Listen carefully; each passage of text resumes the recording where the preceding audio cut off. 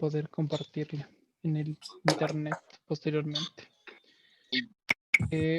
Hola con todos, es un gusto para nosotros estar con ustedes el día de hoy.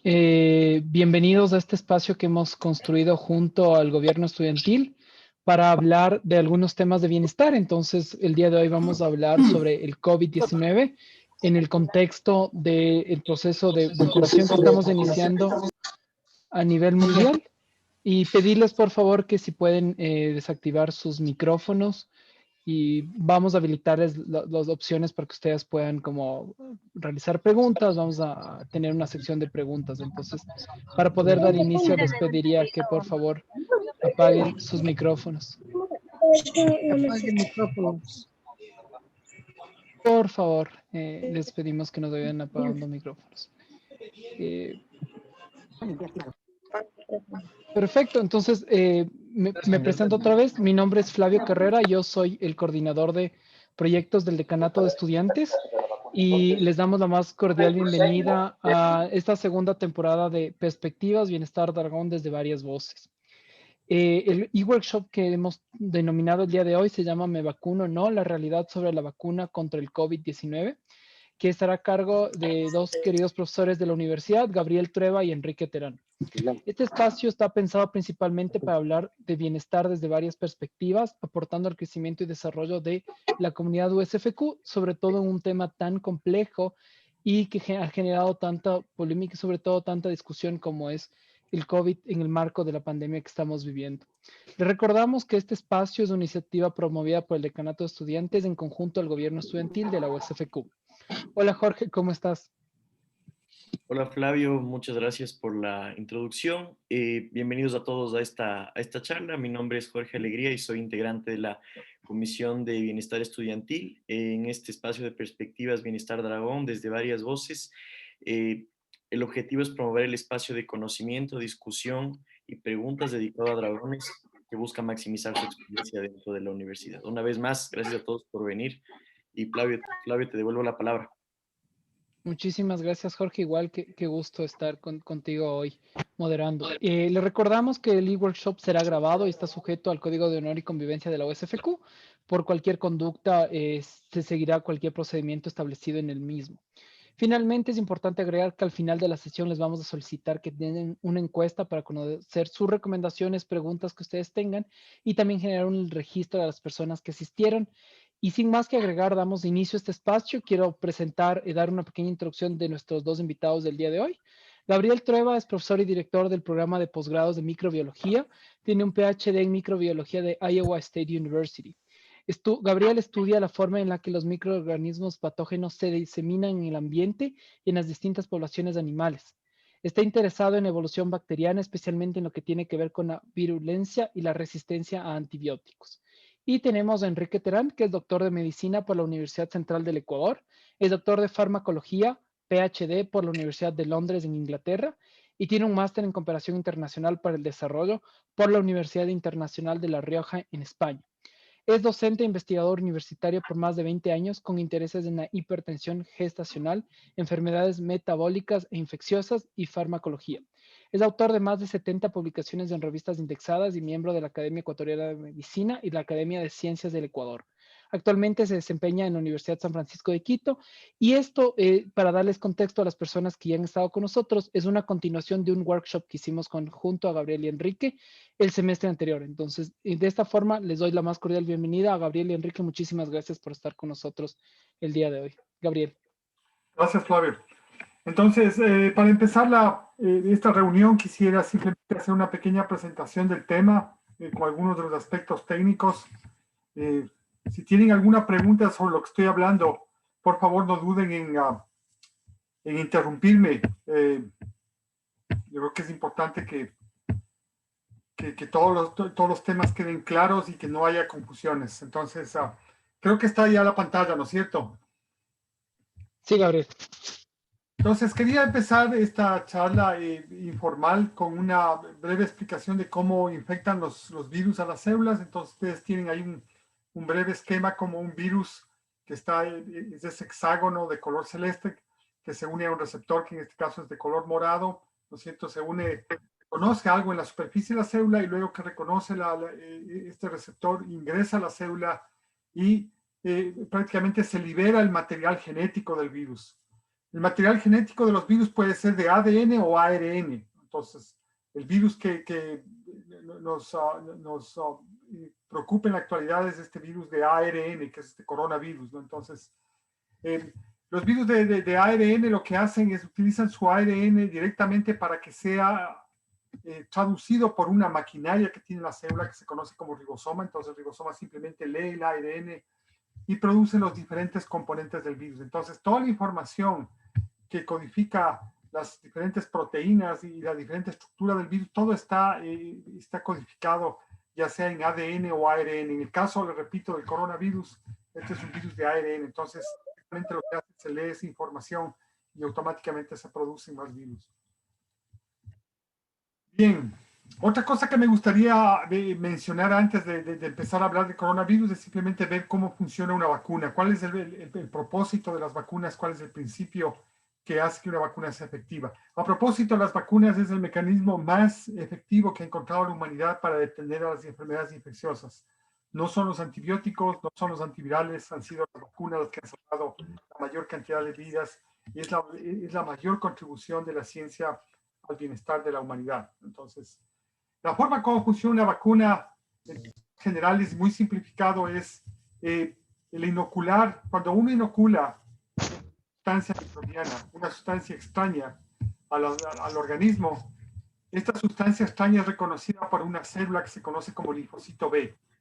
Este linfocito B, cuando reconoce esta sustancia o esta molécula extraña, produce anticuerpos que reconocen de forma específica a este virus, ¿no? O a bacteria o lo que sea. Entonces, fíjense ustedes esta célula que se entrena prácticamente con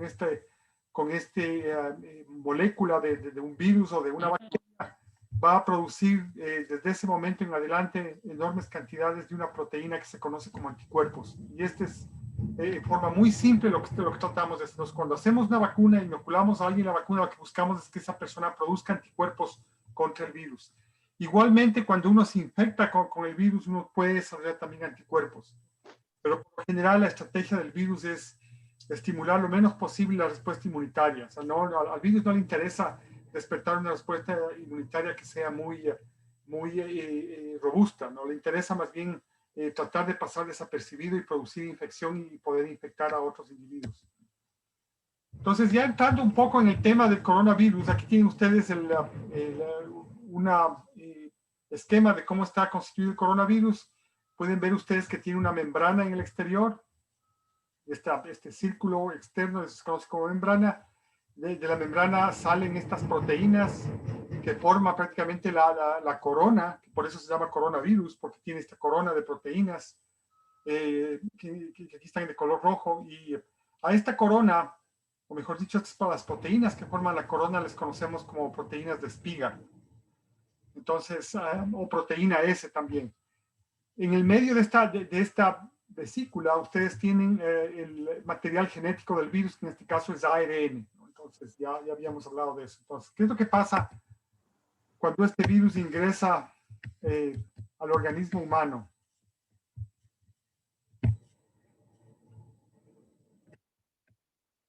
Bien, ustedes están viendo aquí el virus ahora se está uniendo a un receptor. Este receptor se conoce como AC2, ¿no? La unión con el receptor es una unión bastante precisa, ¿no? Que necesita el virus tener una cierta precisión para unirse. Este virus es un virus que se originó muy probablemente en murciélagos, y los murciélagos sucede que tienen un receptor parecido en las células de ellos. Entonces, tenemos esta mala suerte de que los murciélagos y los humanos tenemos un receptor que es medio parecido. Y el virus le reconoce de una forma similar a los dos, al AC2 de los murciélagos como el AC2 humano. Entonces, una vez que reconoce, le infecta la célula, ¿no? Entonces, ese es el mecanismo de cómo funciona el virus, ¿no? Entonces, la vacuna lo que busca es producir anticuerpos que se unan a esta proteína. Me había olvidado de mencionarles que es la proteína de la espiga, esta proteína verde que está aquí. La proteína de la espiga es la que se une al receptor AC2. Entonces, lo que busca la vacuna es producir anticuerpos contra la proteína de la espiga. Entonces, ¿qué es lo que ha hecho la industria de biológica? Lo que ha hecho es tratar de producir producir la proteína de espiga, solamente la proteína de espiga, o producir material genético que codifique la proteína de espiga. Entonces, una de las cosas que ya se sabía desde hace algún tiempo, y esto es justamente el conocimiento que se ha guardado desde la época del SARS, que fue un virus que infectó a varios países asiáticos, más o menos en el 2002. Tal vez ustedes no se acuerdan, pero fue un virus que causó un poco de preocupación en la humanidad porque tenía una mortalidad de aproximadamente 10%. Solamente para que tengan en perspectiva, el SARS-CoV-2, el que produce el COVID-19, produce una mortalidad de alrededor de 1%. Imagínense lo que será tener un virus que tiene 10% de mortalidad. Entonces causó pánico en algunos países asiáticos, y lo que se ha estudiado y se entiende desde el 2002 es que si uno tiene anticuerpos contra la proteína de la espiga, este es el virus de SARS, es el que produjo la enfermedad en el 2002. Se supo que desde hace mucho tiempo, bueno, no mucho tiempo, desde el 2002 acá, que anticuerpos que se unan a la proteína de la espiga bloquean la infección. Entonces, es que este virus es bastante parecido al virus de SARS, tiene menos mortalidad, pero también tiene una proteína de espiga, y la proteína de espiga se une al mismo receptor. Entonces, lo más lógico era pensar que esta proteína va a proteger también contra esta enfermedad, y por eso es que permitió acelerar el proceso de fabricación de vacunas. Si no se hubiera sabido esto, hubiéramos tenido que empezar desde la nada a estudiar qué tipo de proteína es la más importante en la inmunidad protectiva contra este virus. Entonces, ya se sabía algo de los coronavirus, del SARS principalmente, ¿no? Y por eso pues, se pudo inmediatamente empezar el proceso de fabricación de vacuna utilizando justamente esta proteína de la espiga, ¿no? La forma antigua, cómo se hacían las vacunas, les voy a resumir aquí. Esta es la vacuna de la polio. La vacuna de la polio, lo que se hizo es que la polio produce una enfermedad paralizante en los humanos, produce una parálisis, especialmente en niños de más o menos unos 7 a 15 años. Este virus afecta al sistema nervioso central. Es un virus que se transmite a través de las heces, es decir, se replica en el intestino de las personas, se libera al ambiente, y las personas se contaminan con ese virus y produce esta enfermedad paralizante, ¿no? Esta es una de las enfermedades que se ha podido controlar con las vacunas, ¿no? Y la forma como se hacían las vacunas antes era inoculando el virus en diferentes animales, ¿no? Para poder hacer que el virus evolucione, o que el virus se adapte a diferentes ambientes, ¿no? Y que poco a poco pierda la habilidad de infectarse a los humanos. Entonces, en este caso, se utilizó un tipo de monos africanos en el que se inyectó el virus, después se obtuvo el virus de este mono africano, se le pasó a un medio artificial 24 veces, como ustedes pueden ver, después se pasó a otro medio con otras células por otras 24 pases, y después 5 pases en riñón de mono, y cosas por el estilo. Entonces, ¿qué es lo que guiaba a los científicos a hacer este tipo de cosas? Realmente no hay mucha ciencia que haya o que sustente este tipo de pases en diferentes células, excepto que lo que se buscaba es que el virus se adapte a una célula diferente, ¿no? Y el número de pases que se hacía era algo un poco arbitrario. Se le ocurría al científico, en lugar de hacer 20 pases, hacer 100 pases, hacía los 100 pases, ¿no? Entonces, la idea es que vamos seleccionando virus que crecen mejor en células no humanas, sino en células que no son del sistema nervioso central, sino que son células de riñón o células de cualquier otro órgano. Entonces, es la forma como se hacía antes las vacunas. Es una típica vacuna de los años 60, ¿no? De 1964, 65, ¿no? Esta es una forma de hacer vacunas. Entonces, ¿qué es lo que pasaba? Una vez que uno ha pasado el virus tantas veces por estas células, se pensaba que el virus ya ha perdido capacidad de producir enfermedad en humanos.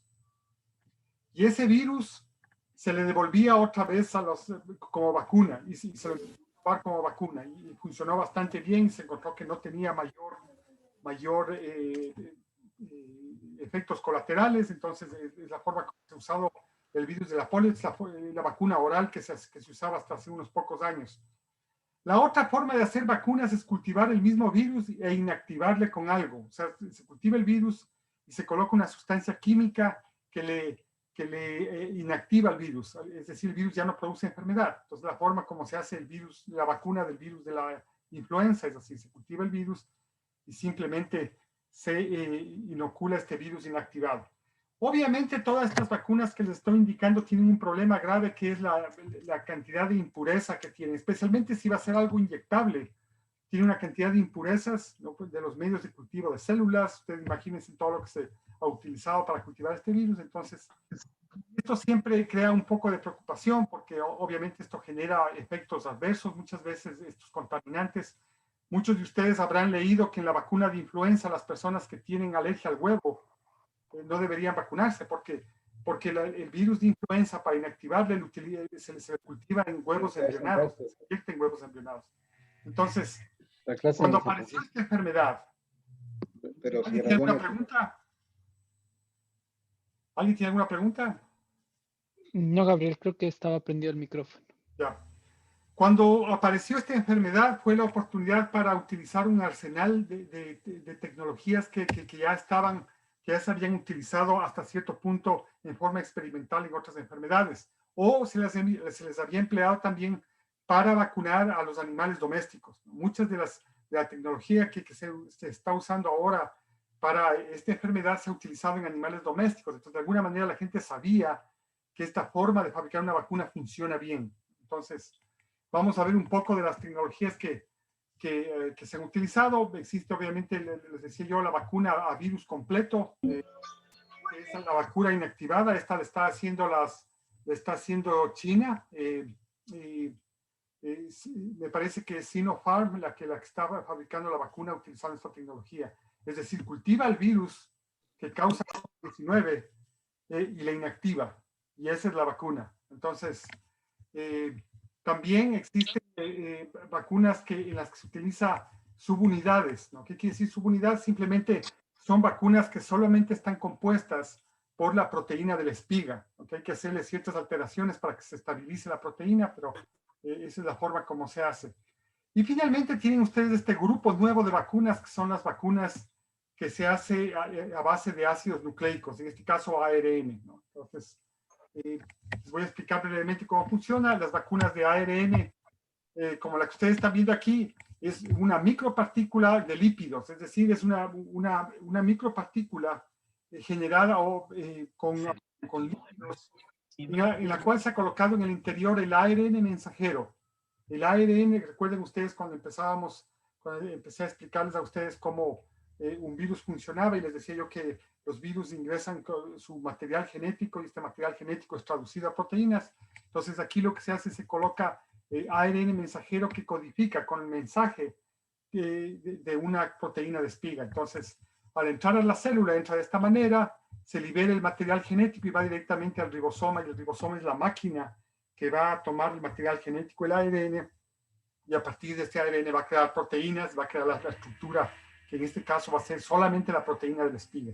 Entonces, esta es una tecnología que la usa la vacuna de la Moderna y le utiliza la vacuna de Pfizer. Estas dos empresas que han tenido un éxito increíble, ellos utilizan esta tecnología. Y les digo la verdad que cuando empezaron a hacer estas vacunas de ARN mensajero, yo pensaba que no iba a funcionar. No había escuchado antes de esto, pero luego al pasar del tiempo pude averiguar la cantidad de buenas experiencias que habían tenido con estas vacunas. Habían hecho esta tecnología en forma experimental para el Zika y tenían prácticamente una vacuna para el Zika, así es que tenían ellos buenas perspectivas y por eso se lanzaron estas dos empresas a hacer este tipo de vacunas y como ustedes habrán escuchado han tenido un éxito increíble, ¿no? Producen una efectividad que hasta ahora no ha sido igualada por ninguna otra vacuna. Ahí tienen ustedes la vacuna de Moderna. Este es un gráfico sacado de la página web de ellos. Entonces tienen ustedes cómo se inyecta en el músculo y la célula del músculo es la que va a expresar la proteína, va a producir la proteína de la espiga. Y esta proteína de la espiga, como es una proteína extraña, va a estimular a los linfocitos B. Estos linfocitos B van a producir anticuerpos y esta es la forma como va a proteger esta proteína. Este es otro tipo de vacuna que está siendo producida por AstraZeneca. Es producida también por Johnson Johnson. Ustedes deben haber escuchado también que los rusos tienen una vacuna. Ellos utilizan el mismo mecanismo, todos ellos utilizan la misma tecnología. Empiezan con un adenovirus. En el caso de lo que estamos viendo aquí es la vacuna de Oxford, la de AstraZeneca. Esta es la empresa AstraZeneca que está trabajando en conjunto con la Universidad de Oxford. Utilizan un adenovirus de chimpancé. A ese adenovirus le han sacado ciertos genes para que no pueda replicarse. Y a la vez, una vez que está modificado este virus para que no pueda replicarse en nuestras células, se toma el gen, el pedazo de ARN mensajero, el ARN que codifica a la proteína de la espiga y se le inserta en este adenovirus. Entonces, este adenovirus que no puede replicarse en nuestras células simplemente funciona como una especie de nave que introduce el material genético del virus, del coronavirus dentro de nuestras células para que nuestras células produzcan estas proteínas. Entonces, básicamente es un mecanismo bastante interesante, parecido al anterior. Fíjense ustedes, el anterior utilizaba estas nanopartículas, ¿no? de lípidos que podían ingresar. En este caso están utilizando un virus completo de un adenovirus modificado que no puede replicarse para que ingrese a la célula. Entonces, existen otros mecanismos que son más, yo diría, complicados de llevar a cabo. Por ejemplo, existe la vacuna Novavax, que está la proteína purificada. Entonces, aquí tienen ustedes el ARN, pueden ver esta cinta de aquí, es el ARN mensajero, ¿no? Que codifica la proteína de la espiga. Este ARN mensajero está siendo leído por el ribosoma en este caso y está produciendo la proteína la proteína S del coronavirus. Entonces aquí ustedes pueden ver la proteína S. Una vez que se produce alta cantidad de esta proteína, lo que hay que hacer es purificarla. Y una vez que está purificado, se coloca una sustancia que ayuda a que el sistema inmunitario responda fuertemente. Y esta es la famosa vacuna de Novavax, que es otra que está teniendo resultados importantísimos. Entonces aquí tienen ustedes la forma como está haciendo Novavax la vacuna. Entonces, aquí utilizan un vacuolovirus, que es un virus que infecta las células del insecto. Y hacen que este vacuolovirus codifica esta proteína de la espiga, ¿no? Está aquí con la proteína de la espiga, entonces ingresa a la célula de una polilla, ¿no? Le infecta esta célula de polilla y produce alta cantidad de esta proteína. La proteína es purificada, ¿no? Hasta que queda prácticamente una solución de proteína S purificada. A esta proteína S se le une a una sustancia vegetal que se conocen como las saponinas, que son compuestos vegetales y que el sistema inmunitario reacciona fuertemente contra cualquier tipo de sustancia que se inyecta. Entonces, este es otro mecanismo. Como ven ustedes, el arsenal que ha utilizado la humanidad nunca se ha visto antes, ¿no? Es algo impresionante ver la cantidad de tecnologías nuevas.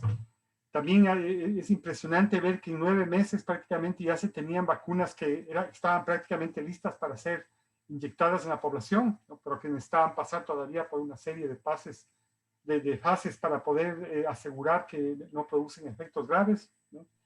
Entonces, la razón por la que hemos podido hacer esto es simplemente la cantidad de información que tiene la humanidad, la cantidad de cosas que tenemos en la actualidad, la cantidad de herramientas que tenemos ahora que no teníamos ni siquiera hace 20 años, cuando empezó el virus de SARS. Pocos días después de que el virus empezó a infectar en China, y cuando ya se dio la voz de alarma, ya sabían que se trataba de un coronavirus y sabían exactamente que este coronavirus estaba emparentado al virus del SARS. ¿Por qué? Porque pudieron secuenciar rápidamente al virus. Esto hubiera tomado en otras épocas más de un año el caracterizar a este virus. Después, todas estas técnicas de biología molecular, el entendimiento que tiene la gente de cómo funciona una célula, permite manipular a las células para producir la vacuna. En lugar de inyectar la vacuna, hacemos que nuestras células produzcan la vacuna prácticamente, ¿no? Después, todo el conocimiento que existe de virología, ¿no? Si no se conocía de los coronavirus, si no se conocía cómo se pueden neutralizar estos virus, hubiera sido imposible generar una vacuna en tan poco tiempo. La inmunología, que nos permite saber qué rama del sistema inmunitario es la precisa para poder destruir al virus, ¿no? la química que nos permite hacer rápidamente el análisis de genomas y la síntesis de muchas veces de estas moléculas que son tan complicadas como las nanopartículas de lípidos. Todas estas cosas han sido manejadas desde hace tiempos, pero la química que nos permite a nosotros analizar proteínas y que nos permite analizar los genomas es algo impresionante la que tenemos en la actualidad. Tenemos que los avances de la ingeniería nos han permitido fabricar rápidamente estas máquinas analizadoras y están permitiendo en la actualidad que se puedan fabricar en cantidades masivas estas nanopartículas, porque hasta hace poco no se sabía que se producir millones de dosis, en la actualidad se las está produciendo. La informática ha sido extremadamente importante para poder justamente analizar genomas y poder analizar todo este tipo de material a partir de los virus. Es increíble que a pesar de todo este desarrollo y que la humanidad jamás ha estado tan preparada como para hacer frente a una cosa de estas, justamente nuestra tecnología que se utiliza también para las redes sociales se ha encargado de destruir toda esta cosa, ¿no? Entonces existe una enorme cantidad de desinformación y por primera vez en la historia de la humanidad yo creo que se ha generado una cantidad tan alta de desinformación que prácticamente hace que la humanidad empiece a desconfiar del conocimiento que le pertenece a la humanidad. Esto no es un conocimiento de los científicos, esto es un trabajo de la humanidad, de años de acumular información. Pero justo ahora que estamos en el mejor momento en el que podemos nosotros combatir estas enfermedades como nunca, justo ahora las redes sociales se han encargado de destruir la obra de la humanidad. Entonces, este es el problema grave en el que nos encontramos en este momento. Tenemos herramientas para poder vencer a esta cosa, pero desgraciadamente nosotros mismos hemos creado nuestras propias armas o armas que nos afectan a nosotros mismos. Con eso quisiera contestar preguntas si alguien las tiene. Muchas gracias. Muchísimas gracias, Gabriel, por esta introducción. Y la primera pregunta que creo que nos vamos enmarcando es, ¿nos vacunamos o no? Ese es el título de este espacio y quisiera rescatar lo que tú dices y empezar con esta pregunta tanto para ti, Gabriel, como para Enrique. Bueno, yo me anticipo contestando para que Gabriel tome un poco de agua después de esa muy buena recapitulación que hizo y al ponernos a todos en la misma perspectiva. La respuesta categórica es sí. Nosotros desde el punto de vista médico reconocemos e incentivamos que las vacunas son el mejor descubrimiento que ha tenido la humanidad para controlar las enfermedades infectocontagiosas. Y por lo tanto, cuando existe una vacuna, hay que echar mano de la vacuna. En este caso, como dijo Gabriel, hemos logrado algo que parecía imposible. Cuando empezó la pandemia, nosotros éramos pesimistas y pensábamos que tener una vacuna iba a tardar 3, 4, 5 años. Pero la alianza entre la academia, la industria, los gobiernos hizo factible que se pueda acortar terriblemente el tiempo y que tengamos vacunas. No son perfectas, no están en 100% del conocimiento o de la información que quisiéramos, pero ya han demostrado ser eficaces y ser seguras. Y por lo tanto, la que llegue, tenemos nosotros que echar mano de ella y empezar a aplicarla tan pronto como se pueda. Igualmente, yo realmente cuando yo escuché las tecnologías que estaban empleando, yo había manifestado alguna vez que yo estaba dispuesto a ser una de las personas que se pone la vacuna en forma experimental, porque yo tenía plena confianza de esta nueva tecnología. Obviamente tenía un poco de contacto con este tipo de tecnologías, a pesar de que yo no trabajo en vacunas. Sin embargo, estaba absolutamente dispuesto a hacer un conejillo de indias, porque sabía que la tecnología que estaba detrás era superior a la que se había usado antes. Perfecto, muchísimas gracias, Gabriel y Enrique. Voy a dar la palabra a Milena de la Torre, que tiene una pregunta. Milena. Sí, una pregunta. Entiendo que algunas vacunas tienen más de una dosis. Entonces, Supongo que el gobierno se encargaría de eso. Aún así, como está la situación de que no tenemos control de si vamos a recibir una segunda dosis o no, ¿ustedes dirían que sí me debería vacunar? Indudablemente, indudablemente. Los estudios son categóricos. Una dosis brinda menos protección que 2 dosis y por lo tanto hay que recibir la inmunización completa.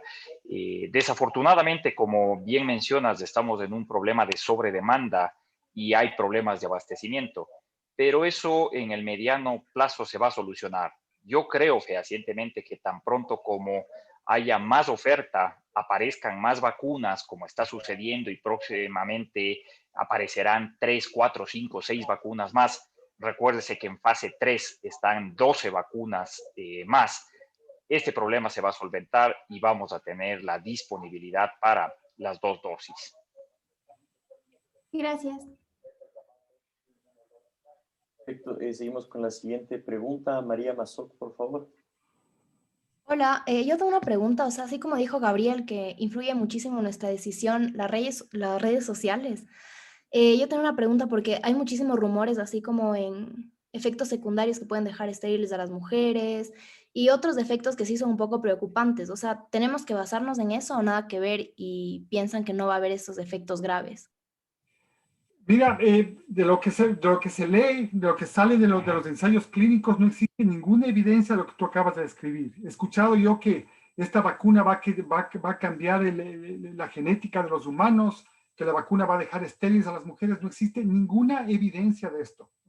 Miren, esta pandemia ha sacado lo mejor y lo peor de la gente. Y entre las peores cosas que ha salido de la gente es una cantidad de personas que deben tener algún tipo de problema psiquiátrico, ¿no? Que han salido a generar estos reportajes en YouTube y en varias redes sociales, ¿no? En las que prácticamente se escribe cosas que son absurdas. Desgraciadamente, no existe ni el tiempo ni los recursos para poder desmentir toda la información que hay en las redes sociales. Entonces, de ninguna manera lo que tú acabas de escribir es real, ¿no? Sí, yo quisiera añadir simplemente que la desinformación tiene un asidero en la comunicación inadecuada. Entonces hay que ser críticos. Ustedes que son universitarios, ayúdennos a cortar las cadenas falsas de información. Hay que recurrir a fuentes que sean validadas y cuando se escuchan este tipo de mensajes, reproducirlos es la peor de las estrategias. Muchísimas gracias, Gabriel. Y Enrique, sí, justo este espacio, como tú dices, Enrique, está pensado para esto, para lograr transmitir una información veraz para los estudiantes y que sean ustedes como estudiantes quienes nos ayuden a lograr transmitir esta información que es positiva para toda la humanidad. Doy paso a Joshua Vidal, que tiene una pregunta. Gracias, Flavio. Tengo una pregunta para Gabriel. ¿Qué implicaciones trae estas nuevas tecnologías del RNA mensajero, del nuevo tipo de vacunas con respecto al cáncer y al SIDA? Porque he estado leyendo y he visto que hay algunos ensayos clínicos, creo que incluso hay un ensayo clínico en fase 3 de cáncer, si no estoy seguro, o de VIH. Entonces me gustaría ver un poquito sobre esa parte, sobre esas implicaciones. En primer lugar, es correcto lo que tú dices. La Moderna y Pfizer estaban trabajando en este tipo de tecnología para hacer vacunas contra cáncer. Entonces, es una de las cosas que estaba haciendo. ¿Y qué es lo que se hace en ese caso? Se trata el cáncer. Cuando una persona tiene un tumor, los tumores por lo general son extremadamente diferentes unos de otros. Por más que sea un tumor del mismo órgano, un tumor del hígado de una persona es completamente diferente al tumor del hígado de otra persona. Entonces, lo que estaba trabajando Moderna y Pfizer es justamente en crear una vacuna para un tumor, una vacuna personalizada para el tumor de cada persona. Entonces, esa es una de las cosas interesantes. La otra cosa interesante es el fabricar la vacuna contra el VIH. Como ustedes saben, no existe vacunas contra el VIH. Ha sido, por suerte, el coronavirus es fácil de neutralizar. Es un virus que se está demostrando que se lo puede neutralizar fácilmente. Si hubiera sido algo como el VIH, estaríamos en problemas muy graves. El virus de VIH tiene una tasa de mutación impresionante que realmente hace que cualquier tipo de vacuna sea completamente inservible, ¿no? Entonces, Pero parece que la vacuna también de Moderna está funcionando. Existe estudios preliminares que demuestran que este tipo de vacuna podría funcionar bien incluso para el VIH.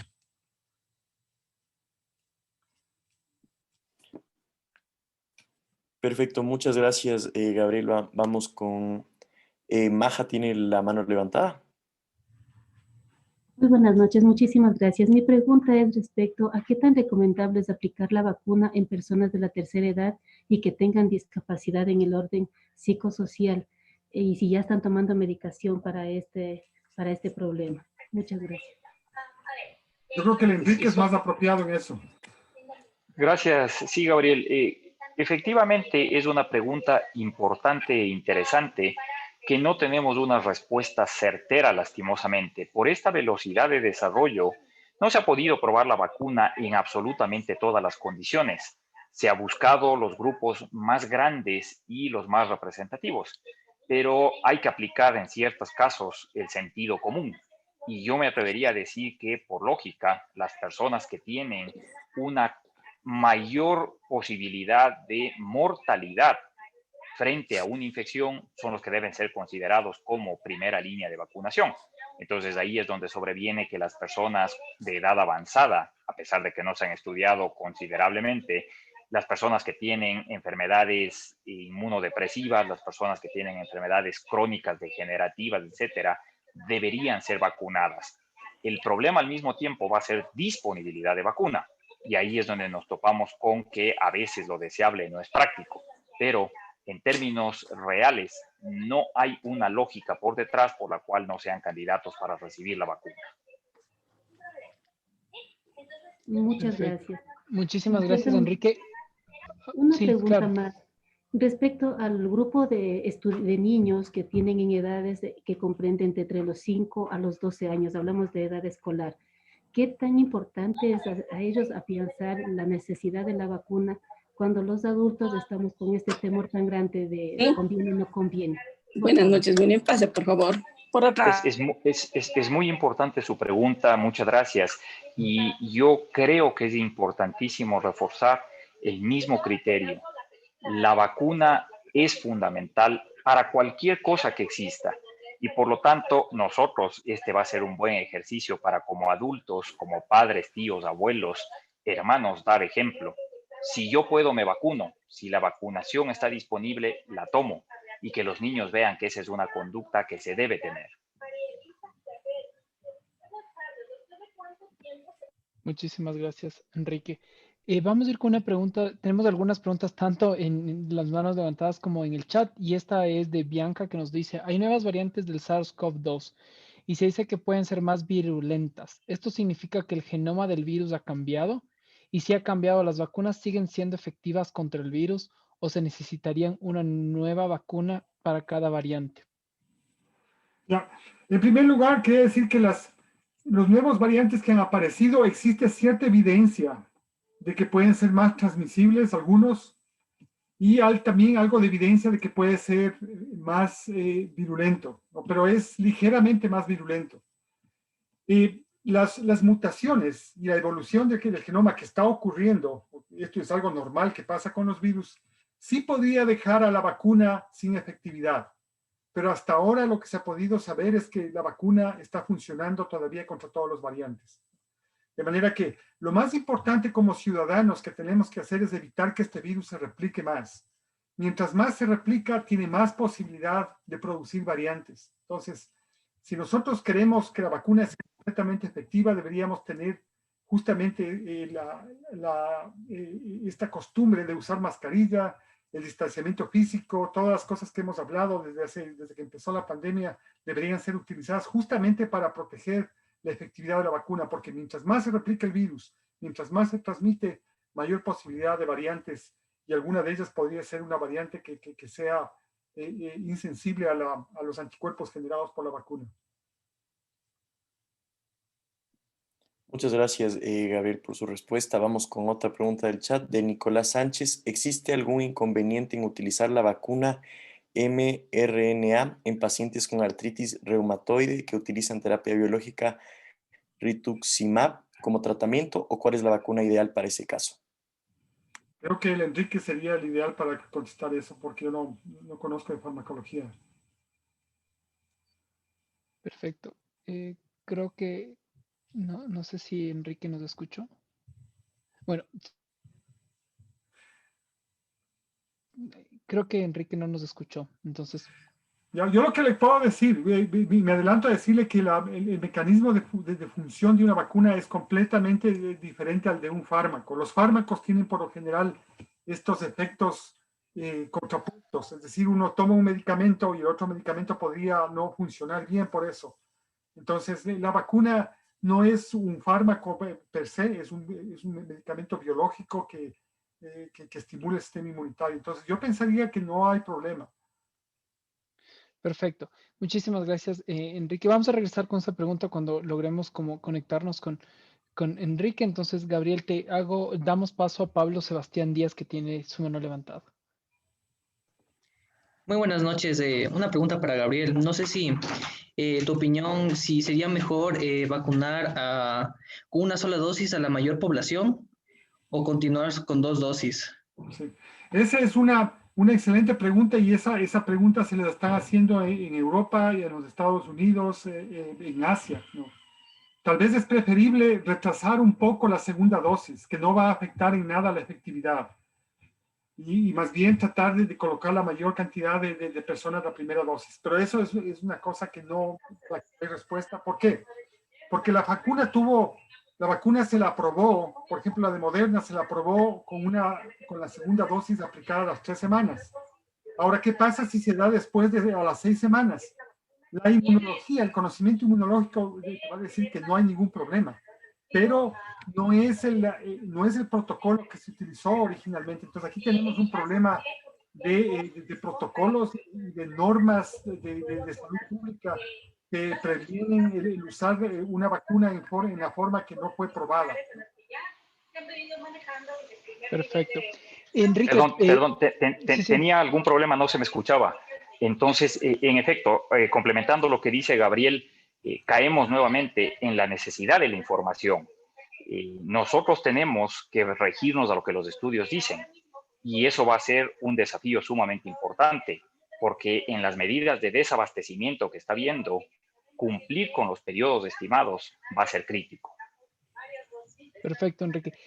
Jorge tiene una pregunta que rescatamos que tenían relación a tu área, entonces Gabriel pidió que te hagamos a ti la pregunta. Entonces, Jorge, ayúdanos. Sí, la pregunta era del chat. De Nicolás Sánchez preguntaba que si existe algún inconveniente en utilizar la vacuna mRNA en pacientes con artritis reumatoide que utilizan terapia biológica rituximab como tratamiento, o cuál es la vacuna ideal para este caso. Es una pregunta súper específica y lastimosamente no tenemos una respuesta 100% concreta. Lo que sí podemos nosotros decir es que no debería haber problema. Teóricamente no debería haber problema y no debería haber problema con ninguna de las vacunas que se administren. Perfecto. Y siguiendo esta pregunta de Nicolás, tenemos otra pregunta que en Ecuador, ¿por qué por ahora han tomado la decisión de no vacunar a personas con problemas de coagulación e inmunodeprimidas? ¿Es una medida tomada en base a evidencia científica porque en otros países no han tomado estas restricciones? No hay una evidencia científica. En cierta manera es una decisión poco técnica, lastimosamente hay que decirlo así, que creo yo que apunta a la dificultad de disponibilidad de vacuna. En la mayoría de los países, como ustedes van a poder observar y revisar, no existe esa contraindicación. Entonces yo me imagino que una vez que exista abastecimiento adecuado, va a retirarse y se va a sugerir la aplicación en esos grupos también.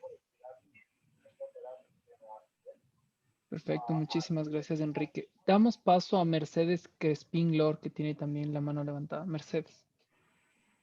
Buenas tardes. Mi pregunta es respecto a esto que se dice que no se van a vacunar a las personas alérgicas. ¿Esto aplica a todos los tipos de alergia o alguna alergia en específico? Esta es una buena pregunta. Lastimosamente surge de una observación inicial. No hay evidencia de que guarde relación. seguramente conforme le conozcamos más a la vacuna, vamos a poder salir de la duda, pero en principio no debería ser una contraindicación. Muchas gracias. Gracias, Enrique. Vamos con otra pregunta del chat. Dice Francisco Vinicio Ayala, están entrando varias vacunas con diferentes niveles de eficacia, por ejemplo, Pfizer 95%, Oxford 69%. ¿Qué implicaciones hay en usar una o la otra en términos de protección y reinfección en el corto y mediano plazo? O sea, tal vez creo que lo que busca aquí Francisco decir es cuál sería la más recomendable por su parte. Antes de que el Gabriel dé el fundamento técnico, clínicamente cualquiera. En vacunas hay que usar la que esté disponible. Y el factor numérico a veces es engañoso, porque 69 parece bajo. Sin embargo, la vacuna de la influenza, por ejemplo, que se usa ahora, tiene entre 40 y 60% de eficacia. Tener una de 90 es mucho mejor, por supuesto, pero a tener 0 hay que tomar la de 69. Entonces, cualquiera de ellas debe ser recomendable y debería ser utilizable. Gabriel. Yo también digo exactamente lo mismo. Si la vacuna ha pasado fase 3 y ha sido aprobada para el uso de emergencia, cualquier vacuna funciona bien. No deberíamos preocuparnos mucho de que una tiene más protección o otro tipo de cosas. Todas las vacunas que han pasado fase 3 y que han demostrado eficacia, todas previenen enfermedad grave. Todas previenen que las personas terminen en el hospital. De una forma bastante eficiente. Así es que yo diría, la primera vacuna que ustedes tengan acceso, vacúnense. Muchísimas gracias, Enrique y Gabriel. Carol Rojas, tienes la mano levantada, Carol.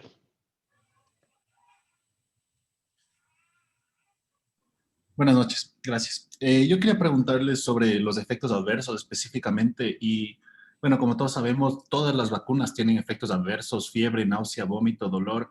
Y lo que quería saber es si es que esta vacuna en sí tiene más incidencia o más riesgo de tener efectos adversos, o es que la gente está asustada o no está bien educada sobre el tema. Yo comienzo por el final de lo que dijiste. La gente está desinformada. Esta vacuna en los estudios ha demostrado tener tasas muy bajas de efectos adversos. Obviamente, cuando tú vacunas millones de personas, los eventos adversos rarísimos van a aparecer, uno que otro, pero eso no debe asustarnos. Esta vacuna, el principal problema que tiene es dolor en el sitio de la administración. Algunas personas hacen algo de fiebre, una febrícula, malestar general y no más. Excelentemente bien toleradas. Y las que se vienen, parece ser que tienen el mismo perfil de seguridad. Entonces, hay que dar tranquilidad a la gente. Gracias. Perfecto, Enrique, muchas gracias. Vamos con una más del chat de Viviana Infante que dice, ¿qué sucedería si se rompe la cadena de frío, ya sea por un mal manejo de los vacunadores u otros errores? ¿La vacuna en este caso podría provocar efectos adversos o solo deja de ser válida sin provocar ningún efecto negativo? Desgraciadamente, las vacunas de ARN son extremadamente delicadas y esas vacunas necesitan tener un cuidado en el manejo del frío. Cualquier ruptura de la cadena de frío va a producir que la vacuna no sea efectiva.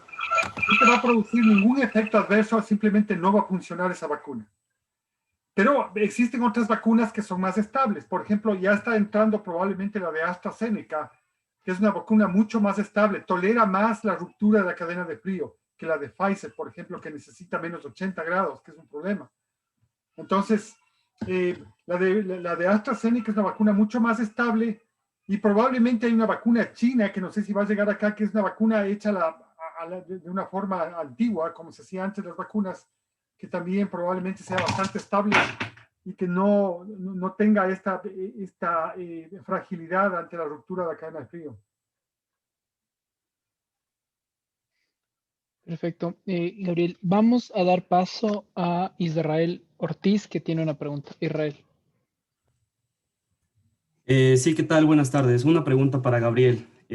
Bueno, basándome en lo que estaba comentando, que mientras más contagios es peor. Bueno, ¿qué porcentaje de la población necesitaría vacunarse para generar una inmunidad masiva, en este caso, y que ya no pueda haber contagios, así para la gente que no puede tener acceso a la vacuna? 60-70% más o menos. No se puede saber precisamente, pero entre 60 y 70%. Sí, exactamente. Nosotros hicimos en la universidad un estudio matemático, un modelaje para tratar de ver qué pasa en la población ecuatoriana y nos salió 55%. Ese es el punto de equilibrio que se necesitaría, que el rato que traduces a población general significa aproximadamente entre 8 y 9 millones de personas. Perfecto, muchísimas gracias. Muchas gracias. Gabriel. Jorge. Sí, perfecto. Encontramos una pregunta en el chat que dice que, perdón, se me fue. Buenas tardes, de Mónica Valdivieso, que uno de los medios de comunicación indicó que una segunda dosis debe ser administrada en los 21 días de la primera y manifestaba que si es que no se realiza, si se pone esa segunda dosis, se generaban mutaciones. ¿Es esto posible? No, para nada, ninguna mutación. Mira, yo he trabajado inmunizando animales de laboratorio y cuando uno se demora un poquito más en poner la segunda dosis, por lo general la vacuna funciona mejor. Así es que no debería haber este miedo de que se pasa un poco de tiempo.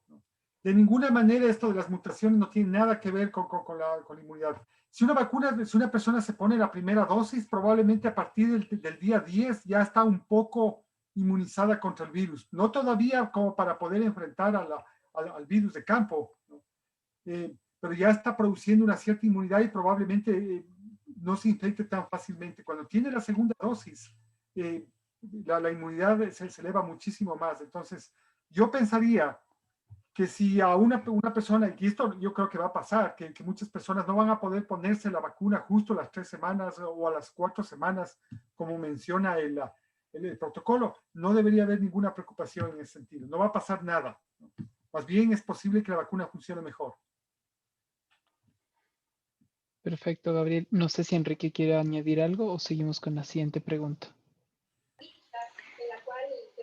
Sí, yo creo que es importantísimo lo que Gabriel está mencionando y simplemente acotar que nosotros tenemos que entender que el proceso por el que se generan las mutaciones es natural.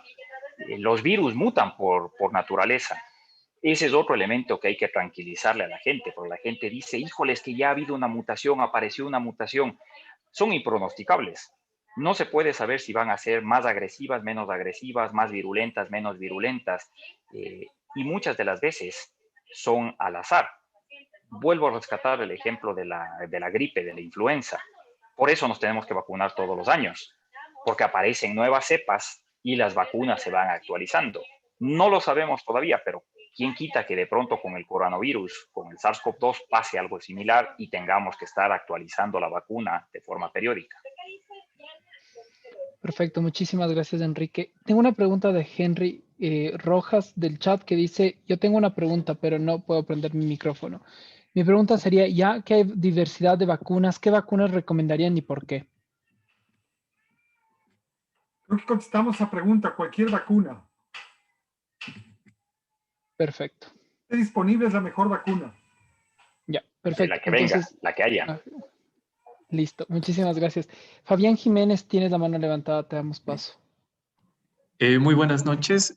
Yo quería consultar, digamos, a nivel internacional, se ha visto una campaña, bueno, no solo de desinformación, sino también mediática en contra, sobre todo en contra de la vacuna rusa, de la Sputnik V. Yo quería saber a qué se debe este ataque, no solo, digamos, no solo de la gente, sino mediático, incluso críticas a países que han decidido adquirir esa vacuna. ¿A qué se debe?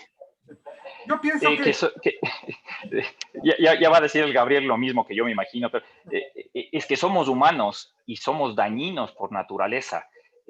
Mezclamos lo técnico con lo político. La vacuna técnicamente es muy buena.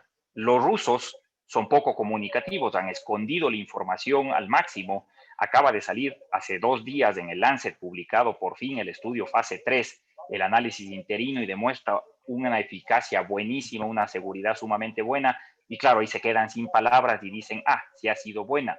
Si los rusos hubieran comunicado mejor, se hubiera generado menos expectativa. Hicieron cosas antiéticas, parece, parece ser que los rusos antes de tener los resultados ya empezaron a vacunar al ejército, a todo el que pudieron. Son cosas y decisiones difíciles que no les resta mérito científico y que no debería politizarse. La vacuna rusa es parecida a la de AstraZeneca y a la de Johnson & Johnson. Así es que es una tecnología parecida y aparentemente el protocolo ruso tiene algunas cosas que le harían que esa vacuna sea incluso mejor que la vacuna de AstraZeneca. Así es que no hay que preocuparse mucho de eso. Muchas gracias. Vamos con otra del chat. Este es de Estefanía Chalén, que menciona que, bueno, saluda y dice que qué tan cierto o útil es el uso de dióxido de cloro como terapia alternativa frente al COVID-19. Por Dios, no. Definitivamente no. Porque una cosa es tener información limitada y otra cosa es carecer absolutamente de información. Esto proviene de una forma perversa de engaño a la gente de años. Este famoso dióxido de cloro ha sido propuesto como milagroso para curar absolutamente todo, cáncer, autismo, para curar hasta de las penas. Y claro, tomando la desesperación de la gente con el coronavirus, se posicionaron como una terapia alterna. No nos olvidemos, por favor, que 8 de cada 10 personas que se infectan se curan espontáneamente, sin absolutamente nada. Y por lo tanto, claro, yo puedo tomar desde té de boldo o té de manzanilla hasta dióxido de cloro y decir, eso me curó. No dejemos y no colaboremos con el engaño. Cero información, cero documentación, no estudios, pero sí un rédito económico de cobrarle a la gente por estas preparaciones. Y cuando se hacen domésticamente, riesgos de intoxicación que pueden ser más peligrosos que el propio coronavirus. Perfecto, Enrique, muchísimas gracias. Quiero dar paso a Luisa, que tiene la mano levantada.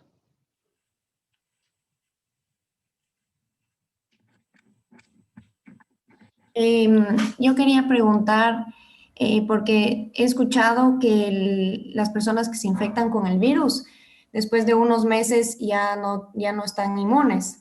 Entonces, ¿qué diferencia hay cuando la gente se vacuna? O sea, si es que cuando una persona se vacuna, ¿cuánto tiempo va a tener inmunidad? ¿Cuál es la diferencia con haberse contagiado? Es una excelente pregunta esa. La diferencia es que cuando tú te infectas con el virus no le interesa estimular mucho el sistema inmunitario. Le interesa burlarse del sistema inmunitario al principio para poder instalar su infección. Entonces, la inmunidad por infección, por lo general, es una inmunidad que trata de producir lo menos posible de anticuerpos, lo menos posible de respuesta inmune. Mientras que cuando uno hace una vacuna, uno trata de estimularle al cuerpo lo más que puede. Se trata de producir la mayor cantidad de defensa contra el antígeno. Entonces, la posibilidad de que las vacunas produzcan una inmunidad más sólida que la infección es bastante grande. Sí. Y otra pregunta, Gabriel. Yo vivo en Brasil y entre los mecanismos de creación de vacunas que explicó, no mencionó la de Brasil. Por si acaso sabe qué mecanismo usan aquí. Yo creo que están usando ahí la vacuna de AstraZeneca, estuvieron usando también la vacuna china. Tal vez Enrique sabe otra, están usando unas 3 o 4 vacunas en Brasil. Tal vez Enrique sabe qué otro tipo de vacuna están usando en Brasil.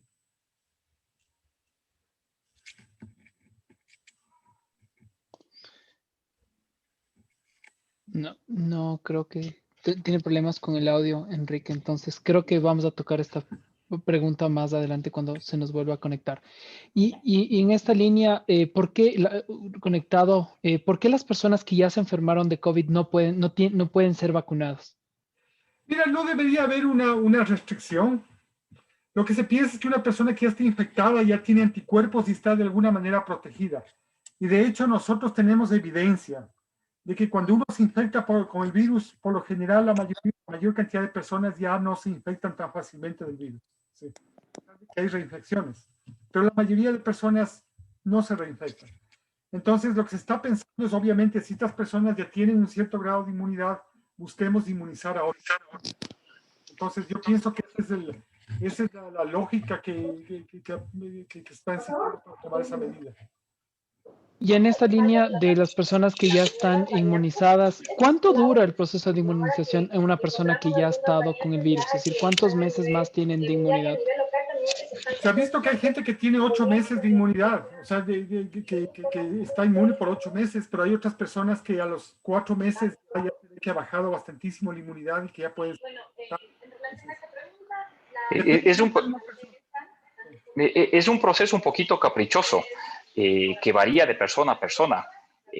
Es un poco patrimonio de la naturaleza del virus. Los coronavirus se caracterizan justamente por esa respuesta variable. Y entonces te puede producir en algunas personas una respuesta tan pobre como durante un par de meses. En otras personas, como dice el Gabriel, se ha evidenciado 6, 8 meses. Ese es uno de los desafíos de la vacunación. ¿Qué va a pasar cuando yo le vacuno a la persona? Estamos apostando a que quizás haya una respuesta combinada entre células T y células B y que ojalá nos dé una respuesta por lo menos de 1 año. Eso sería lo deseable. Pero hasta que no tengamos datos, es difícil de poder confirmarlo. Perfecto, muchísimas gracias, Enrique. Vamos a dar paso a Nicolás González Hidalgo. Nicolás. A ver, buenas tardes, Gabriel, Enrique. O sea, yo tengo una pregunta, como que a mi abuelo, o sea, tiene COVID, ¿ya? Y le llevaron a la Chicam porque estaba saturando como 70 o 60, creo. Entonces ahí dicen que el protocolo era como ponerle ivermectina y yo tenía como la pregunta de si eso funciona o no, porque yo creía que era como el dióxido de cloro, o sea, que no sirve, ¿no es cierto? Es una muy buena pregunta, Nicolás, gracias. Con la ivermectina hay una serie de información contradictoria y polémica que hay que tomarle con mucho cuidado. Es un antiparasitario por definición. In vitro demostró una excelente actividad para evitar la replicación del SARS-CoV-2, pero requería de dosis extremadamente altas, ridículamente altas. Sin embargo, se empezó a probar en humanos, esos estudios que a veces se hacen un poco al azar, y se vio que podía funcionar. Sin embargo, parece que funciona en las fases iniciales. De lo que nosotros hemos podido leer y recabar al momento, es útil en el momento inicial de la replicación. En una fase tardía, como la que mencionas de tu abuelito, qué pena, es poco efectiva, porque ya está el paciente con una descarga citoquímica, una viremia generalizada. Usada tempranamente, parece ser que evita, vuelvo y repito, la replicación viral, lo que quiere decir no que cura, sino que evita que la enfermedad progrese a moderada o severa. Y eso tiene que entenderse bien, porque en los medios de comunicación salió como la maravilla que prevenía la enfermedad. Y no existe, seamos categóricos, no existe una sola estrategia de prevención que no se llame vacuna.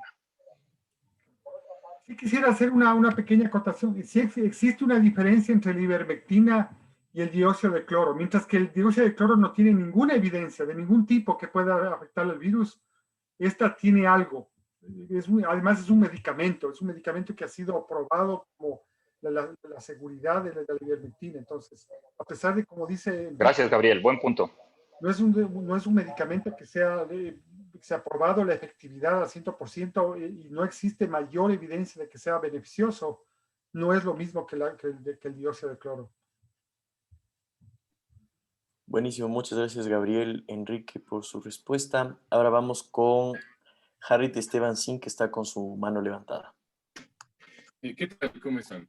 En realidad son 3 preguntas. La primera es si todas las vacunas requieren 2 dosis. La siguiente, mi pregunta también es si es que son intercambiables estas dosis, es decir, la primera me vacuno con una y la otra con otra. Y la tercera es que, claro, como dice Enrique, que no haya mutaciones muy considerables. Una vez que ya se completan esas 2 dosis, ¿soy inmune indefinidamente o cómo funciona eso?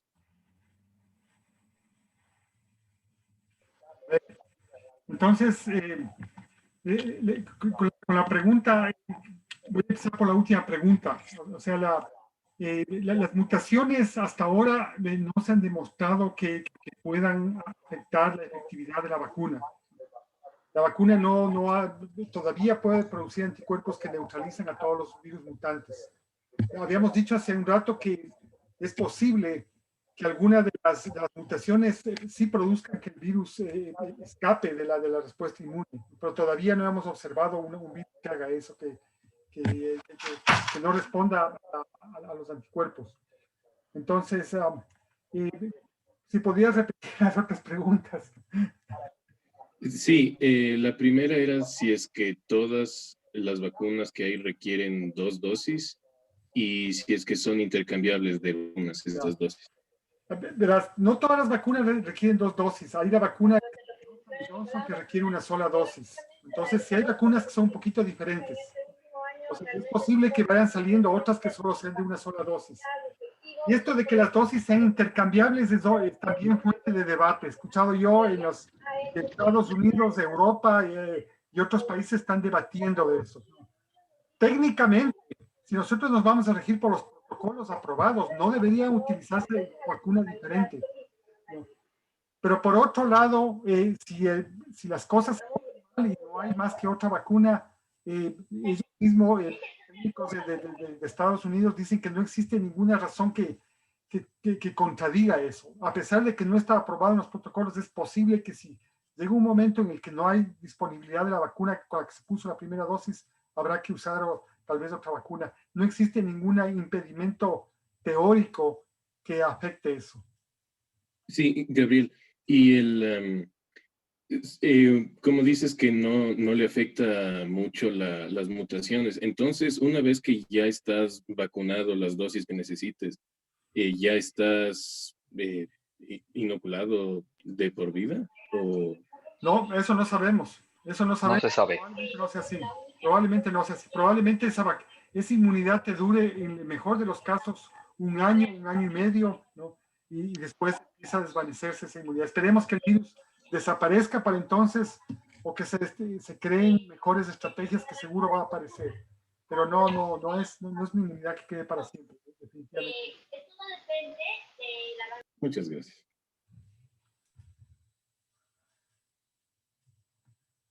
Muchísimas gracias, Gabriel. Vamos con una pregunta de Juan Gallardo que dice, tengo una consulta, tengo alergia a la penicilina, ¿puedo ponerme la vacuna? Muchas gracias. Conceptualmente sí. Conceptualmente no hay una contraindicación específica porque la alergia a la penicilina es sumamente específica, entonces no debería haber problema.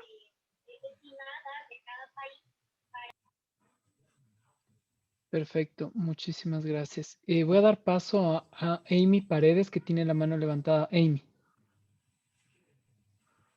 Hola, bueno, mi pregunta, no sé si ya la respondieron, pero no me quedó muy claro. Ahorita el COVID ya desarrolló una nueva cepa, entonces, si sigue desarrollando más, ¿las vacunas comercializadas actualmente sirven aún o debemos esperar a que no se hagan modificaciones? Como habíamos dicho, la posibilidad de que haya modificaciones importantes que hagan que el virus sea inmune a los anticuerpos es real. O sea, puede pasar esta cosa. Afortunadamente, la tecnología que se están usando, y esto es una cosa interesante, estas tecnologías modernas en las que se manipula la información genética del virus, en las que se utiliza la información genética, pueden permitir que la vacuna sea actualizada de un mes a otro. Y no necesita pasar por las 3 fases, porque la vacuna sería parecido a lo que está pasando con la influenza, que simplemente se le hace una actualización, como el software. Le actualizamos de acuerdo a las mutaciones que tiene. Eso se puede hacer. Sí.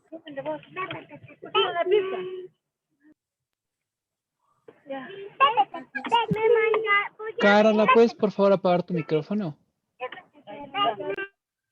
Gracias.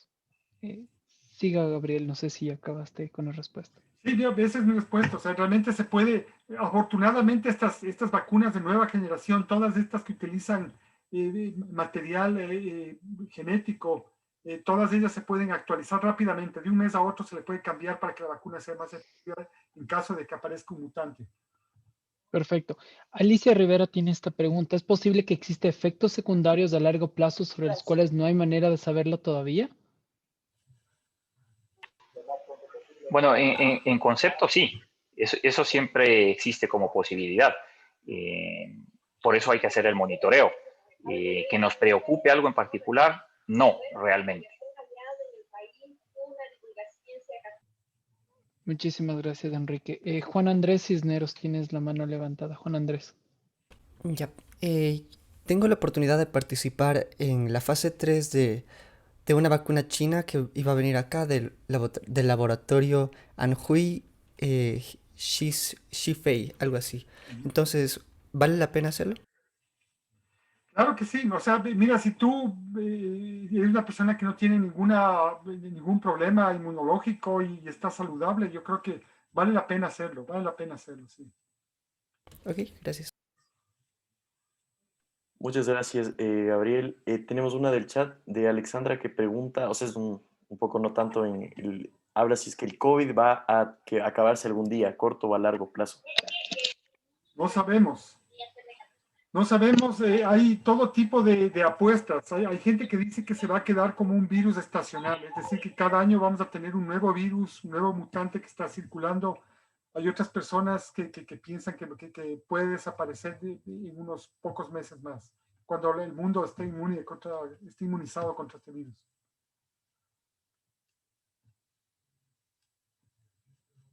Muchísimas gracias, Gabriel. Vamos a dar paso para ir cerrando ya las preguntas con mano levantada y a las del chat. Tenemos a Darwin Luna que tiene una pregunta. Darwin. Gracias, buenas noches. Muy buenas las presentaciones, gracias. Yo tenía la duda, tal vez ya la respondieron implícitamente, sin embargo, sí me parece importante aclararla. A pesar de que ya recibamos la vacuna, debemos seguir manteniendo las medidas de bioseguridad. Sí, por una sencilla razón. La inmunidad que va a producir esta vacuna no es una inmunidad que evite que tú te infectes. O sea, es posible que tú, a pesar de estar vacunado, te infectes del virus y puedas diseminar el virus a otras personas. Es posible que eso pase. Entonces, debido a esto, se piensa que debemos usar las mascarillas por algún tiempo más. Así es que los que están pensando que se ponen la vacuna y ya se olvidan de la mascarilla, mejor se van acostumbrando a la mascarilla porque vamos a necesitar por algún tiempo más. Y en referente al tiempo, ¿ustedes tienen un estimado de cuánto tiempo más necesitaremos utilizar mascarilla? No. Perfecto. Vamos a dar paso también a Joaquín Caminero que tiene la mano. Joaquín. Buenas noches, profe Enrique, profe Gabriel. Hoy día me llegó a mí un mail diciendo que el jueves tengo que realizarme una PCR en la universidad porque están viendo el reingreso presencial la próxima semana. ¿Ustedes creen que sí se va a dar? Mira, yo pienso que se puede dar. O sea, la universidad está tomando todas las medidas que se pueden tomar para hacer una cosa de estas, ¿no? Ustedes ven que prácticamente muchas instituciones están funcionando, digamos, en términos bastante normales, pero utilizando todas estas herramientas que tenemos. Entonces, la idea que tenemos nosotros y la que han optado otras universidades alrededor del mundo es hacer pruebas de PCR a todas las personas que ingresan. Y solo las personas que son negativas ingresan al campus, las otras personas tendrán que esperar un tiempo hasta un tiempo en el cual el virus haya dejado de ser infectivo, o mejor dicho, la persona haya dejado de ser infectiva. Entonces estamos tratando de hacer eso. Vamos a ver, todo depende del COE, ¿no? El COE es este organismo que son los que dictaminan a la final si nosotros podríamos abrir clases o no. Gracias, muchas gracias, Gabriel. Tenemos una del chat que preguntan si es que, ¿qué tal, cómo enfocan el uso de aspirina en casos de COVID?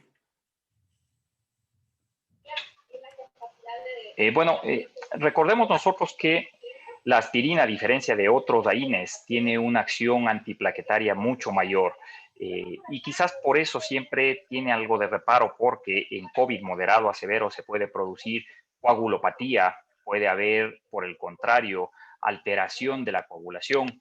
Entonces, se recomienda por eso más bien el uso de otro tipo de estrategias, como por ejemplo el acetaminofén, que es un analgésico general, o el uso del ibuprofeno, que es un AINE que afecta mucho menos la agregación plaquetaria. Entonces, hay que tener siempre cuidado con la automedicación. Lo más importante es recordar que nosotros deberíamos recurrir a búsqueda de atención médica para evitar que se complique el caso y que tengamos luego problemas que lamentar.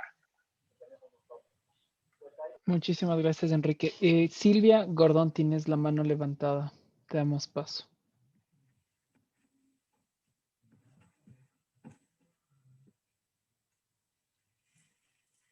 Buenas Creo que noches.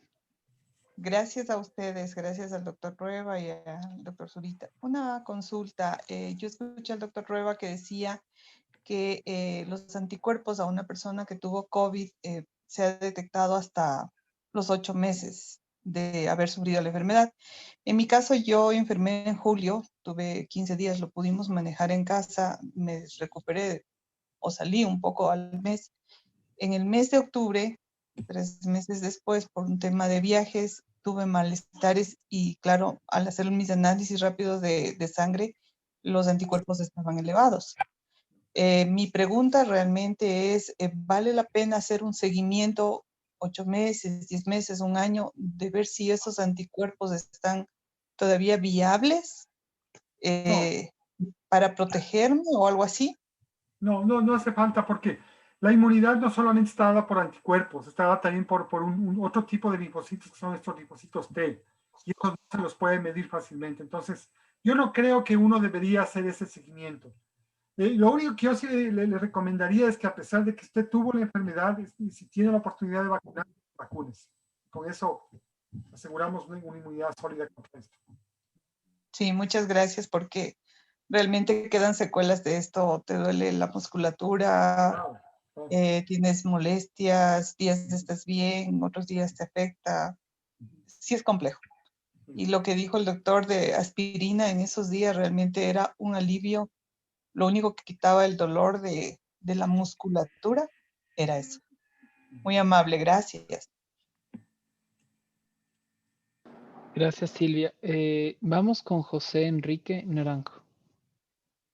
Buenas noches. O sea, yo tenía la duda de qué pasó con las 23 muertes que se reportaron en Noruega, que estaban relacionadas con la vacuna de Pfizer.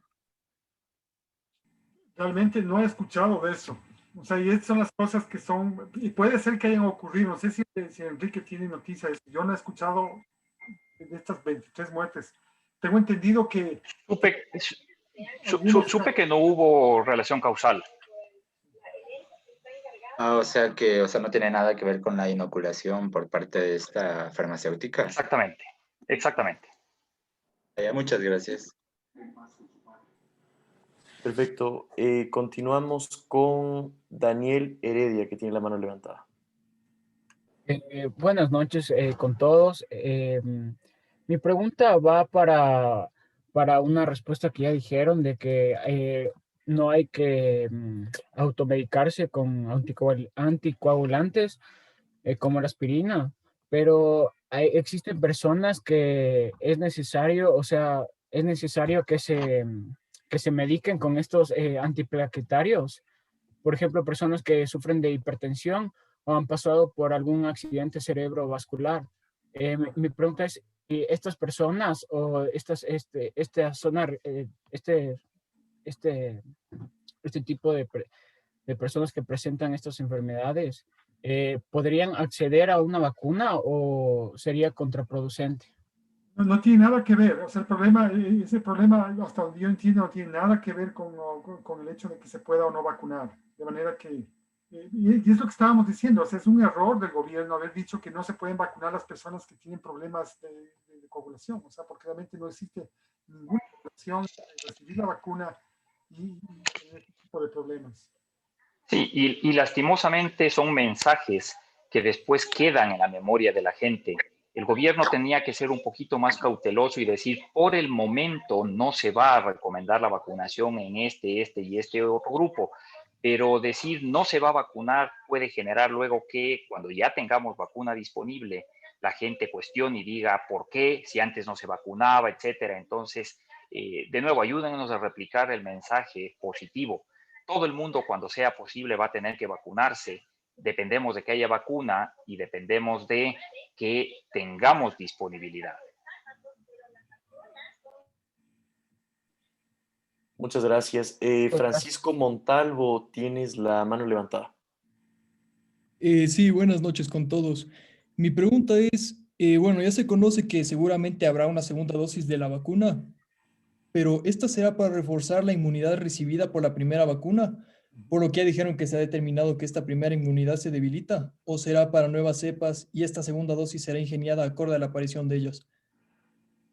No, lo que estábamos diciendo es que lo que van a hacer es reforzar, o sea, es un refuerzo de la primera vacuna, no es contra otro variante y todavía nadie ha pensado siquiera, ojalá que no necesitemos hacer reformulaciones de vacunas en el camino, ojalá que no pase eso.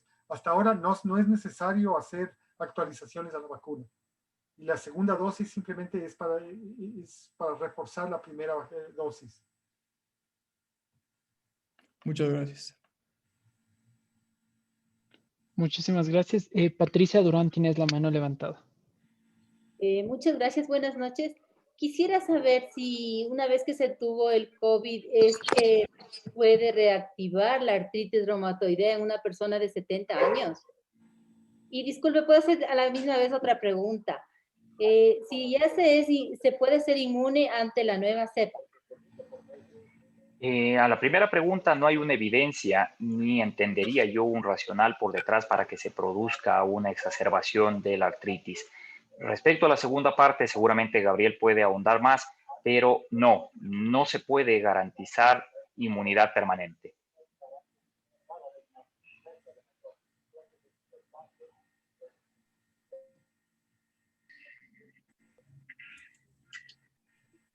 Perfecto, muchísimas gracias, Enrique. Tengo una pregunta que dice, por favor, ¿cuál es la propuesta desde la academia para realizar una distribución técnica? Erlinda, ¿podemos pedir que apagues el micrófono, por favor?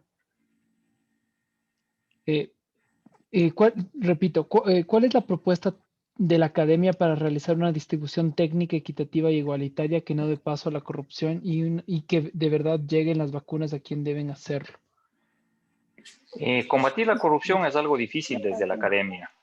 Desde la academia, técnicamente lo que nosotros hemos recomendado es que la vacuna se distribuya con criterio epidemiológico, es decir, en las zonas de mayor prevalencia y mayor cantidad de casos para que tenga un impacto más rápido y más visual.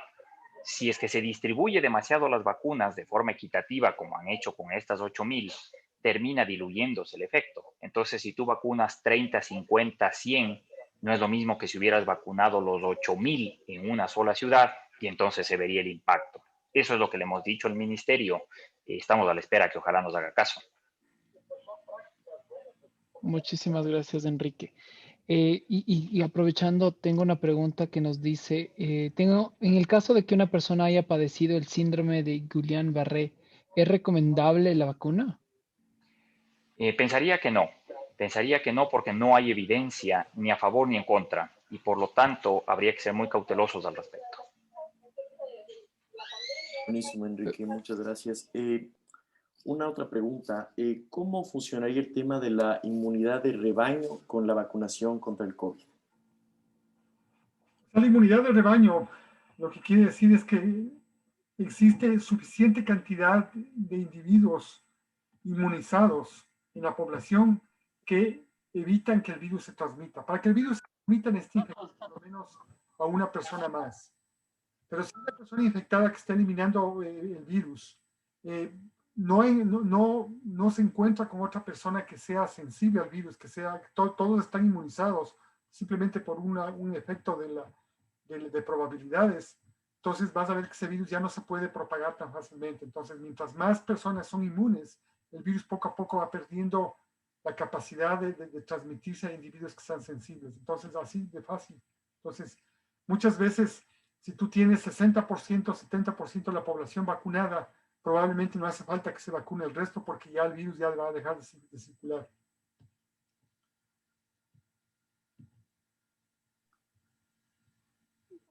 Perfecto. Muchas gracias, Gabriel.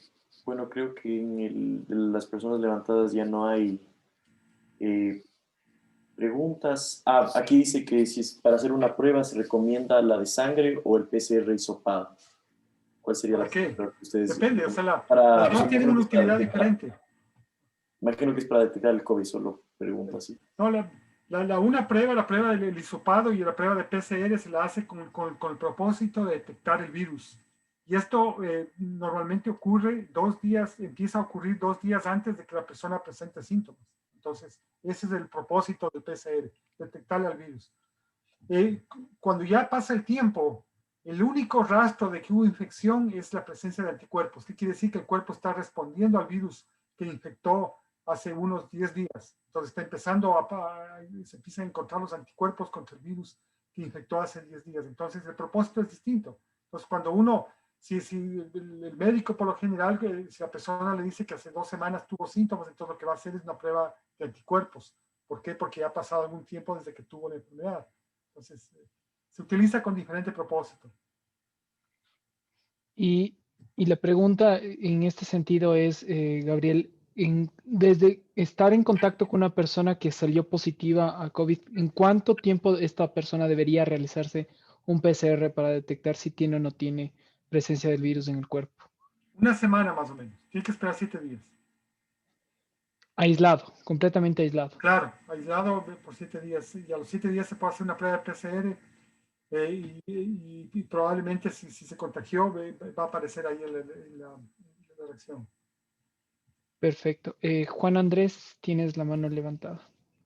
Ya, escuché que la colchicina tenía efecto contra el coronavirus, ¿es verdad? Es una muy buena pregunta. Se ve que estás al día en la información. Acaba de salir un estudio reciente que sugiere, eso siempre hay que enfatizar, sugiere que la colchicina podría tener un beneficio. Para ustedes, seguramente la colchicina les resulta familiar porque casi todos toman el curso de biología. En biología le usamos nosotros a la colchicina para observar la mitosis. Entonces, mecanismo de acción de la colchicina lo que hace es paralizar a los microtúbulos. Uno dice, ¿y qué tiene que ver eso con COVID? Lo que pasa es que los microtúbulos sirven para la diapédesis, para el movimiento de los leucocitos. Si es que en COVID tú tienes un problema de tormenta citoquímica, de respuesta inflamatoria exagerada, detener a los linfocitos, detener a los leucocitos puede ser beneficioso. Es un dato súper preliminar que va a tener que ser validado. Ojalá no suceda como otras drogas que nos entusiasmamos y al final no funcionó. Muchas gracias, Enrique. Tenemos otra pregunta. Preguntan si es que el THC tiene algún efecto probado para el tratamiento de COVID, o sea, el cannabis. Sí, acá COVID ha despertado cualquier cantidad de iniciativas, cosas y demás. Acaba de salir un reporte no del todo bien documentado que sugiere que el tetrahidrocannabinol, la marihuana, podría tener algún efecto sobre la replicación. No está muy claro, honestamente, y hay que tener mucho cuidado con esos reportes. Recuerden ustedes que tenemos un problema adicional y es que con COVID se ha disparado la cantidad de publicaciones piratas que salen en revistas sin ningún tipo de revisión, sin ningún tipo de sustento. Entonces, hay que ser bien críticos. No todo lo que aparentemente está publicado es de buena calidad y no necesariamente tiene una certeza científica adecuada. Entonces, si es que eso es correcto, seguramente se van a hacer estudios de mayor calibre y podremos contestarla. Por en cuanto, mejor dudar de esa información.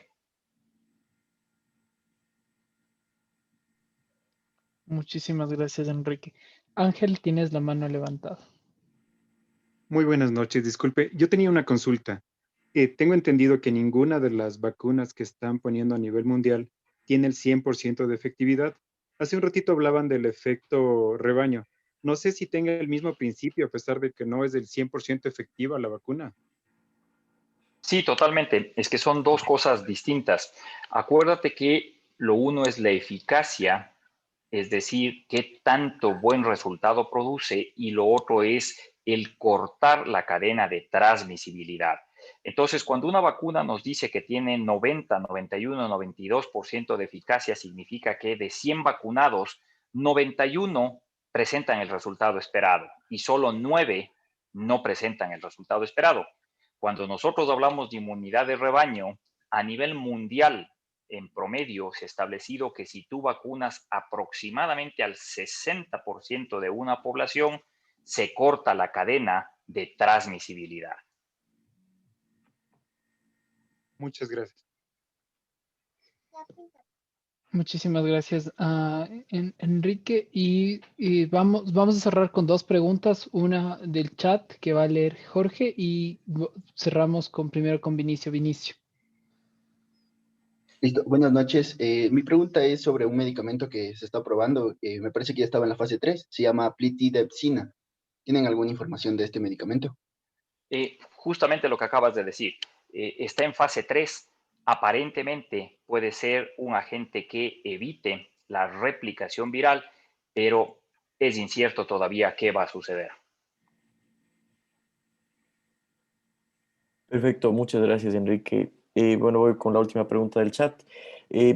¿Cómo pronosticarían ustedes el futuro de, digamos, de la humanidad contra el COVID-19? ¿Creen que en algún momento será como la gripe o cómo creen que podría evolucionar su algo mencionó Gabriel, súper incierto.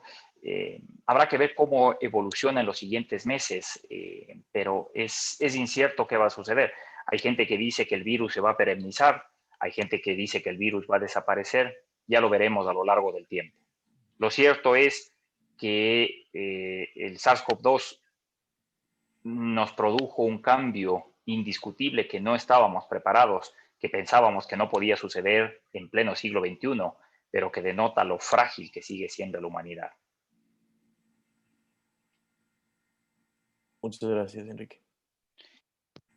María Isabel Castillo es la última pregunta que tenemos del público y les voy a pedir después a Gabriel y Enrique unas reflexiones finales. María Isabel. Sí, disculpe, está con el chat de mi esposa. La pregunta es, hay este producto que es del ácido hipocloroso, que según algunas situaciones se está utilizando bastante en Asia, se ha utilizado bastante para desinfección. Entonces quería saber qué tan eficaz es, porque dice que también se le puede utilizar en vez del alcohol. Esa sería solo mi pregunta. Muchas gracias. Como desinfectante, cualquier compuesto de cloro funciona bien como desinfectante, ¿no? Con tal de que no se tomen. Perfecto, o sea, se puede usar. El único problema con el cloro es que es un agente corrosivo, entonces va a corroer todo lo que topa esa cosa. Entonces, por ejemplo, si uno va a algunos supermercados, ve que los coches del supermercado están completamente oxidados, es justamente por el uso de cloro. No se hubiera podido usar simplemente alcohol y funciona perfecto. Entonces, es la única cosa que podría decir. Sí, tal cual, mientras sea el uso externo, es bienvenido, con la precaución de que daña la ropa muchísimo más que el alcohol, pero no ingerirlo, por favor. Muchísimas gracias, Enrique. Muchas Gabriel, gracias. quisiera cerrar con ustedes con algunas reflexiones finales, alguna recomendación para todas las personas que están con nosotros el día de hoy. Entonces, quisiera empezar contigo, Enrique, y cerrar con Gabriel. Claro que sí. La primera, la más importante, seguimos en tiempos complicados, seguimos en tiempos difíciles y es fundamental la colaboración de parte de nosotros, la responsabilidad social. No tenemos vacuna todavía, llegará en algún momento la vacuna. Cuando llegue, seamos, por favor, pro vacuna 100%, motivemos el uso de la vacuna, pero con la paciencia del caso hasta que nos toque vacunarnos. En el intermedio y durante la vacunación, recordar que la única estrategia efectiva es el autocuidado basado en el uso correcto de mascarilla, lavado de manos frecuentes y, por favor, evitar las aglomeraciones, las reuniones, el contacto social. Cuidémonos y cuidemos al resto, por favor. Bien, mi reflexión comparto 100% lo que acaba de decir Enrique. Además, quisiera mencionarles que si algo se ha puesto en evidencia durante esta pandemia es la poca conexión que existe de la población de los ciudadanos con la ciencia, cómo funciona la ciencia, qué consiste la ciencia, cuáles son los medios de comunicación que usa la ciencia, y en esto hemos fracasado absolutamente. Parece irónico que en un momento que atraviesa la humanidad en el que nunca tenemos un mejor entendimiento de qué es lo que pasa en la naturaleza, nunca hemos tenido un tanto entendimiento de lo que pasa en el universo. Sin embargo, el escepticismo de las personas del conocimiento científico, a pesar de que este conocimiento ha sido creado por la misma humanidad, nuestros antecesores, nuestros profesores de antes han transmitido de generación en generación esta información, y esto nos ha permitido que estemos en la situación que estamos ahora. Sin embargo, nos vemos subidos en estos hombros de gigantes, y sin embargo dudando de que si donde estamos subidos es realmente algo que es sólido. Entonces, yo les pido, y creo yo que es importante que todo el mundo trate de tener un acercamiento a esto que llamamos ciencia, a esto que es lo que está moviendo el mundo. Si ustedes se ponen a pensar, toda la tecnología se basa en ciencia. No es posible que nosotros hagamos uso de estas cosas sin tener la menor idea de cómo funcionan estas cosas. Entonces, cuando nosotros nos enfrentamos a la desinformación, la mejor arma contra la desinformación es justamente el entendimiento. Así es que mi llamado a que tratemos de acercarnos un poco más a la ciencia, de entender de qué mismo está hecho esto, de cómo funciona esta cosa, ¿sí? Eso sería mi mensaje final. Buenísimo, Gabriel, Enrique, muchas gracias por sus reflexiones y por el tiempo que se han dado para compartir con nosotros en este espacio. Al público le agradezco también su participación, muchísimas preguntas hemos tenido, muy alta asistencia también. No olviden, por favor, llenar la encuesta de satisfacción de TOC que subió Flavio hace un momento al chat. Sus comentarios y sus dudas nos son muy importantes para continuar mejorando y ir haciendo estos espacios cada vez más amenos y de mayor beneficio para todos. No se olviden, el próximo martes 9 de febrero hablaremos de salud mental con Ana Trevi y Belén Vázquez a las 7:30 p.m. Eso es todo, le paso a Flavio la palabra. Muchísimas gracias, Jorge, por estar con nosotros igual hoy moderando, y Enrique y Gabriel siempre por esas reflexiones y ayudarnos a responder y sacar de dudas a la comunidad universitaria, a todas las personas que se han conectado el día de hoy. Muchísimas gracias, Enrique y Gabriel. Como siempre, les vamos a extender otra invitación para ver si a mediados de semestre, conforme avanza la situación, podemos hacer otro espacio con todas las dudas que se quedaron. Y a todas las personas que estuvieron el día de hoy con nosotros, muchísimas gracias, y nos vemos, como dice Jorge, el día martes 9 de febrero con Ana Trueba y Belén Vázquez para hablar sobre la importancia de la salud mental en este contexto. Muchísimas gracias, Enrique y Gabriel, y a todos que estuvieron el día de hoy con nosotros. Muchas gracias a todos, y a ustedes especialmente. Gracias a todos. Hasta luego. Cuídense.